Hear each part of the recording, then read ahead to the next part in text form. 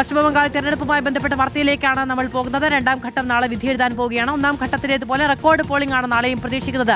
നോബിൾ മാരിക്കാരൻ വിവരങ്ങളുമായി ചേരുകയാണ്. നോബിൾ, വലിയ പോളിംഗ് ശതമാനത്തിൽ വർധനയാണ് കഴിഞ്ഞ തവണയുണ്ടായത്. അക്രമ സംഭവങ്ങളും ധാരാളം ഒന്നാം ഘട്ടത്തിൽ റിപ്പോർട്ട് ചെയ്യപ്പെട്ടു. എങ്ങനെയാണ് തെരഞ്ഞെടുപ്പ് ഒരുക്കം പശ്ചിമബംഗാളിൽ? മാധു, പശ്ചിമബംഗാളിൽ വോട്ടെടുപ്പുമായി ബന്ധപ്പെട്ട നടപടിക്രമങ്ങൾ അതിന്റെ അവസാന ഘട്ടത്തിലാണ്. ഉദ്യോഗസ്ഥർ എല്ലാം പോളിംഗ് സ്റ്റേഷനിലേക്ക് എത്തിത്തുടങ്ങിയിരിക്കുന്നു. നമ്മൾ നിൽക്കുന്നത് രാഷ് ബിഹാരി എന്ന് പറയുന്ന നിയമസഭാ മണ്ഡലത്തിലെ പോളിംഗ് ബൂത്തിന് മുന്നിലാണ്. ഈ പോളിംഗ് ബൂത്തിൽ ഇതിനോടകം നമുക്ക് കാണാൻ കഴിയും കേന്ദ്രസേനയെ അടക്കം വിന്യസിച്ചിട്ടുണ്ട്.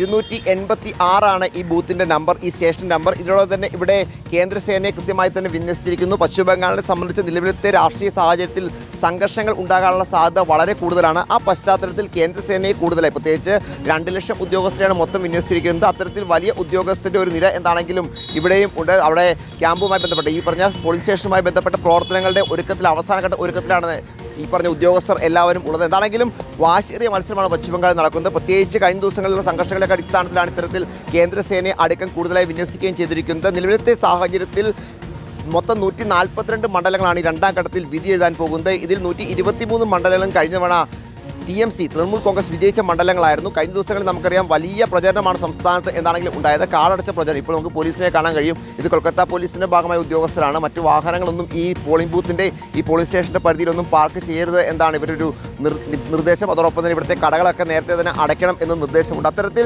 ഇലക്ഷനുമായി ബന്ധപ്പെട്ട് അതീവ ജാഗ്രത തന്നെയാണ് പശ്ചിമബംഗാളിൽ ഒരുക്കിയിരിക്കുന്നത്.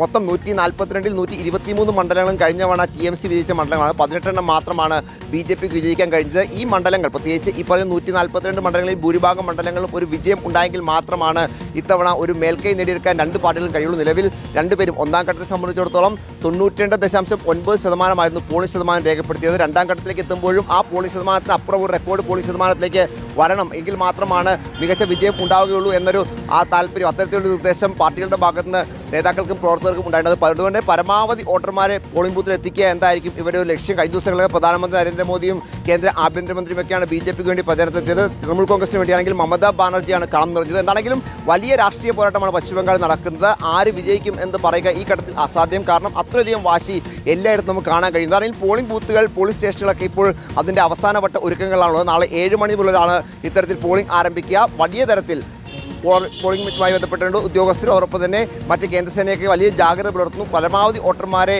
ബൂത്തിലേക്ക് എത്തിക്കാൻ ശ്രമത്തിലാണ് പ്രധാനപ്പെട്ട നേതാക്കളും ഒപ്പം പ്രവർത്തകരും എല്ലാം ഉള്ളത്. എന്താണെങ്കിലും വലിയ ആവേശമാണ് നമുക്ക് പശ്ചിമബംഗാളിൽ ഓരോയിടത്തും കാണാൻ കഴിയുക. SIRമായി ബന്ധപ്പെട്ടും ചില ആശങ്കകൾ ഈ ഘട്ടത്തിലുണ്ട്. പ്രത്യേകിച്ച് SIRന്റെ 12 ലക്ഷത്തോളം വരുന്ന SIRമായി ബന്ധപ്പെട്ട അപ്പീലുകൾ ഇപ്പോഴും സുപ്രീം കോടതിയുടെ ട്രിബ്യൂണലിന് മുന്നിലുണ്ട്. അതിൽ വെറും 1468 മാത്രമാണ് ഇപ്പോൾ ക്ലിയർ ചെയ്തിരിക്കുന്നത് എന്നാണ് അറിയാൻ കഴിയുന്നത്.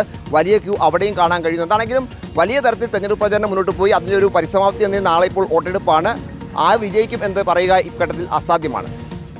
നോബിൾ മാരിക്കാരനാണ് വിശദമായ വിവരങ്ങൾ നൽകിയത്. നാളെ രണ്ടാം ഘട്ട വോട്ടെടുപ്പിനൊരുങ്ങി പശ്ചിമബംഗാൾ.